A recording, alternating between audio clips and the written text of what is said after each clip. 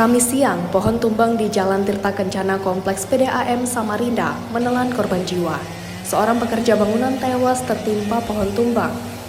Kejadian bermula saat hujan deras mengguyur kota Samarinda, disertai angin yang sangat kencang.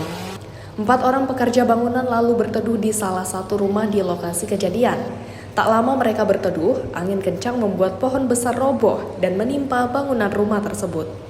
Atas kejadian tersebut, 1 orang meninggal dunia dan 3 lainnya selamat. Namun 1 orang mengalami luka di bagian kepala. Di sini kan tadi angin deras itu kan ke situ. Nggak lama kemudian ya itu tadi kejadian itu. Yang 1 parah. Yang 1 meninggal kan? Meninggal langsung kok.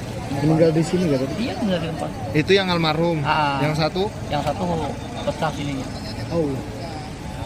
Berarti pas kejadian, pas hujan baru berteduh gitu ya? Iya, pas hujan kan berhenti di sini karena tempias itu kan masuk di camp, bukan di dalamnya sih, sebenarnya depan pintunya Di bedeng itu ya? Kejadian ini membuat jalan menuju kompleks PDAM tertutup. Bahkan tiang listrik juga mengalami kemiringan akibat tertimpa pohon. Tim Dinas Pemadam Kebakaran dan sejumlah relawan melakukan pembersihan. Dapat info jam 10 tadi terjadi pohon tumbang dikarenakan hujan disertai angin kencang.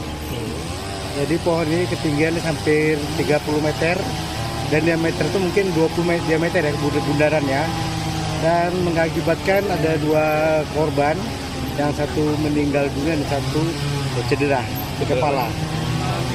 Korban ini siapa? Korban ini dari tukang bangunan yang ada di jalan Kencana ini. Ardi Wirya, Ade Saputra, Kompas TV Samarinda, Kalimantan Timur.